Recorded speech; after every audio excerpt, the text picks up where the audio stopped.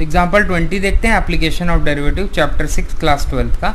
तो find the equation of a tangent to the curve given by x equal to a sine cube t and y equal to b cos cube t. तो कोई curve है तो t हमारा जो है यहाँ पर पैरामीट्रिक है, इसका मतलब जो पैरामीटर है, तो ये हमारा पैरामीट्रिक रिप्रेजेंटेशन ऑफ कर्व का क्वेश्चन हो गया, जिसके लिए सबसे पहले हमें ये पता करना होगा कि हमारा वो स्लोप क्या है। Because at a point where t equal to pi by 2, इतना इसका मतलब ये हुआ कि वो पॉइंट कौन सा है जिस पर एक तो टेंजेंट पता लगेगी। ओके, तो सबसे पहले हम क्या करेंगे कि हमें dy ओवर dx कैलकुलेट करना होगा।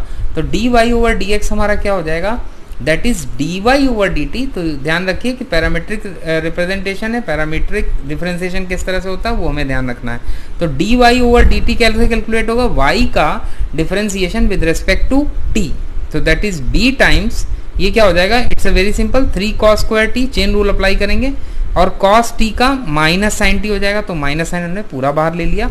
और इसी तरह से dx बाई dt क्या हो जाएगा, that is a 3 sine square t और इंटू साइन t का दोबारा हो जाएगा cos t। तो chain rule is very important, without chain rule कुछ भी नहीं है, हमें चेन रूल अच्छी तरह से तैयार होना चाहिए। तो dy ओवर dx ये आपका कैलकुलेट है क्या आ जाएगा in terms of t, that is minus b upon A. अब देखिए क्या क्या कैंसिल हो रहा है, साइन t से साइन t एक कैंसिल होगा, cos से cos कैंसिल होगा, तो ओवरऑल ये आ जाएगा b अपॉन ए, 3 से 3 भी हमारा कैंसिल होगा, तो cos अपॉन साइन आ जाएगा। तो हमने लिखा cos t divided by sine t। Now अब आपको क्या चाहिए कि हमें ये तो पता है कि स्लोप क्या है, but in terms of parameter t के टर्म्स में बताएं, तो हमें ये पता करना है कि वो पॉइंट कौन सा होगा जब t equal to pi by 2 होगा। तो सबसे पहले क्या करेंगे, हम स्लोप फाइंड कर लेंगे dy over dx at t equal to pi by 2।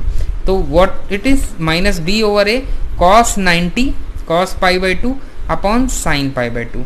तो इसका मतलब जो हमारा स्लोप आ रहा है at t equal to pi by 2, वो हमारा क्या आ गया, 0 आ गया।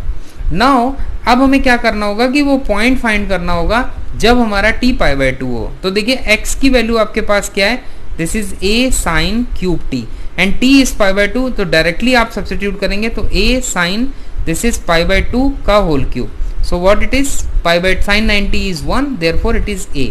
सो x इक्वल टू a आ गया। In the similar way y को आप कैलकुलेट कर सकते हैं, b cos क्यूब t लगाएंगे तो b cos cube pi by 2, और cos 90 0 होता है। इट मीन्स दैट जो पॉइंट आया दैट इज a, 0, मतलब ऐसा पॉइंट जहां पर t equal to pi by 2 है, x और y की वैल्यू हमारे पास इवेल्युएट हो जाएगी। तो a, 0 हमारा पॉइंट आया। अब देखिए स्लोप आपको पता है, तो क्या हो जाएगा फॉर्मूला, सीधे सीधे a, 0 हमारा x1 y1 हमने ले लिया। इक्वेशन ऑफ टेंजेंट निकालना है, टेंजेंट की इक्वेशन क्या होती है, y minus y1 equal to slope, slope किस पॉइंट पर, dy over dx at the point जो ये है हमारे a, 0।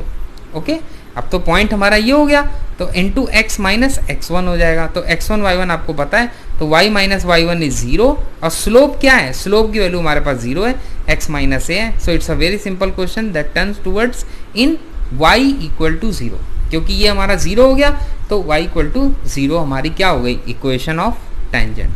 तो इस तरह के भी क्वेश्चन आ सकते हैं जब रिप्रेजेंटेशन हमारी पैरामीट्रिक हो। तो पैरामीट्रिक रिप्रेजेंटेशन हो तो उसमें आपको डेरिवेटिव फाइंड करना आना चाहिए, तो वो आप सीख भी सकते हैं। मैंने एक वीडियो बनाया है, इसी मिसलेनियस का एक एग्जांपल कराया, जिसमें मैंने ये बताया कि how to find the differentiation of a parametric function. और दो हमारे पास x और y दिए हैं पैरामीट्रिक में, तो हम कैसे उसको dy ओवर dx निकालेंगे।